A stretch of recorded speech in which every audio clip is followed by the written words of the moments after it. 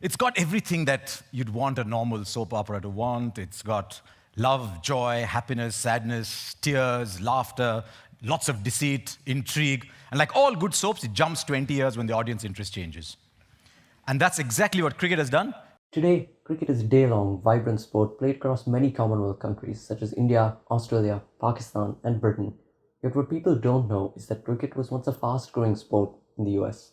Before the Civil War, the slow, long-format gentleman's game from Britain was a popular sport played across many parts of the US. In fact, the sport was gaining momentum, and in the decades before the Civil War, it was arguably more popular than the emerging game of baseball.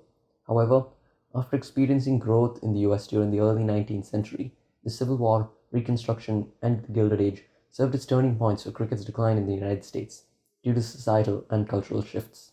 The story of American cricket acts as a perfect representation of sports in America, with foreign sports such as cricket initially preferred, then being cast aside as America grew into a powerful nation, with other nations seeking to put their sports, such as cricket, into America today.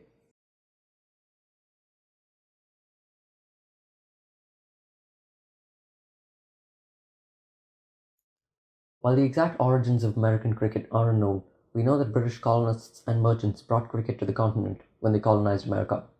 Colonists and American-born British subjects contributed to the expansion of the sport, and the sport gained popularity in cities such as New York, Philadelphia, and other parts of the East Coast.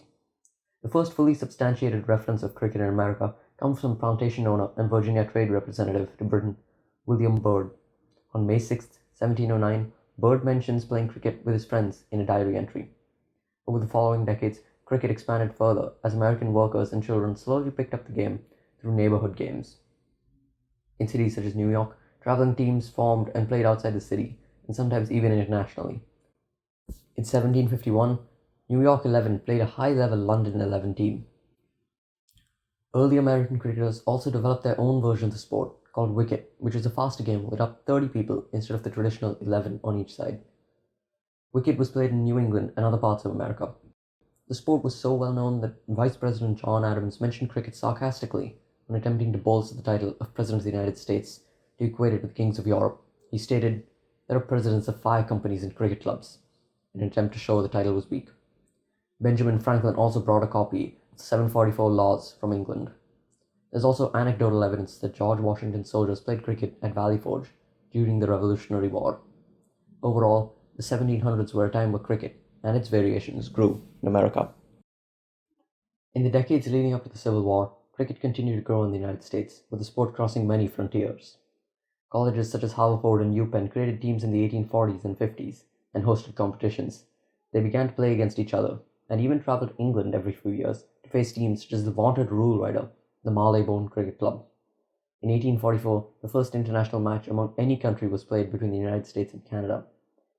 And in 1859, the United States and England played against each other, with 24,000 people watching the game. Smaller clubs also appeared to play in cities such as Philadelphia and New York, where enthusiasts such as William Weister popularized the game and shared it with locals. It's even believed that General Robert E. Lee tried to promote the game at West Point. Even so, cracks began to show.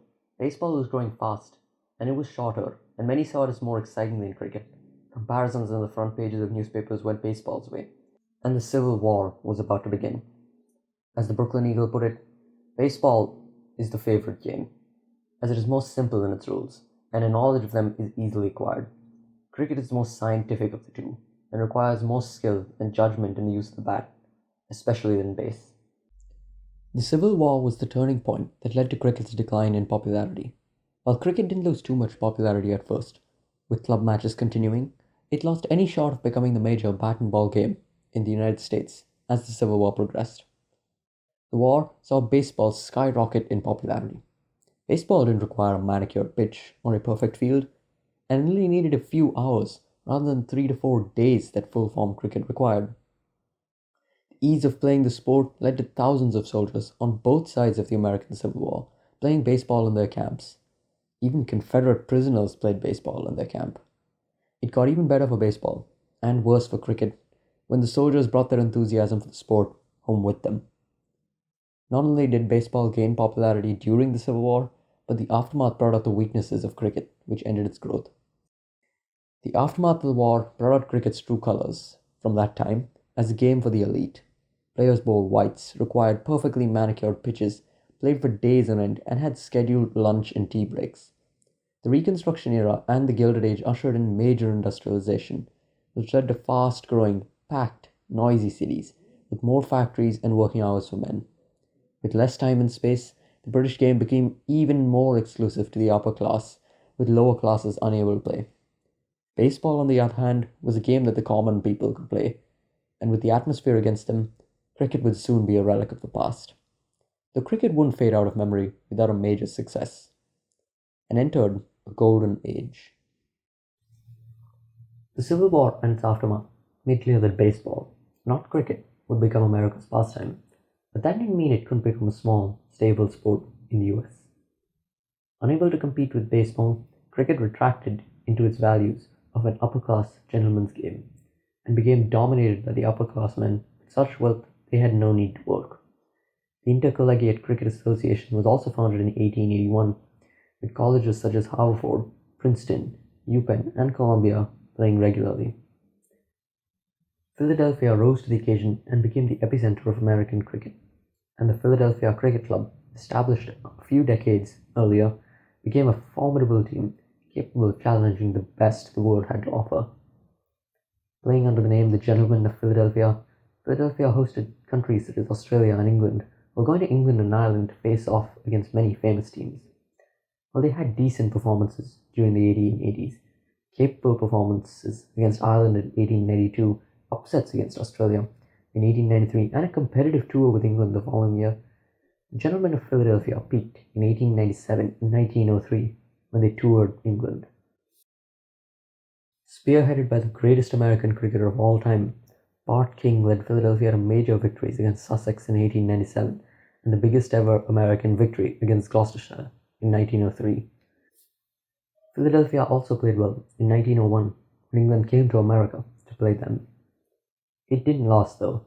The number of clubs dropped and others began to host sports such as tennis and golf, becoming country clubs. The quality of cricket took a hit with a poor showing in 1908, only highlighted by Bart King's major success. 1909 sealed Philadelphia's cricket fate, as the newly formed Imperial Cricket Council didn't include America. Cricket continued to decline further, and in 1924, the Philadelphia Cricket Club, the shining light of American cricket, expanded its team. And just like that, cricket in America was gone. Following decades of obscurity, the United States began a slow return to the cricketing world. In 1965, the United States became an associate member of the International Cricket Council, and with a massive influx of Indian Americans over the last few decades, cricket in the US has grown domestically and on the international stage. Central Broward Stadium, until recently the only major cricket stadium in the US, hosted 2 matches of India's international tours of the Caribbean in 2016, 2019, and 2023. The US's own international men's team has seen a huge rise of skill and achievement in joining the World Cup qualifiers and even beating a full member team, Ireland, and the women's team is slowly playing more matches. Most importantly, however, is the US's biggest attempt to join the fast-growing leagues that are replacing traditional international matches. The Major League Cricket, a full-fledged league with both homegrown and international cricket talent participating.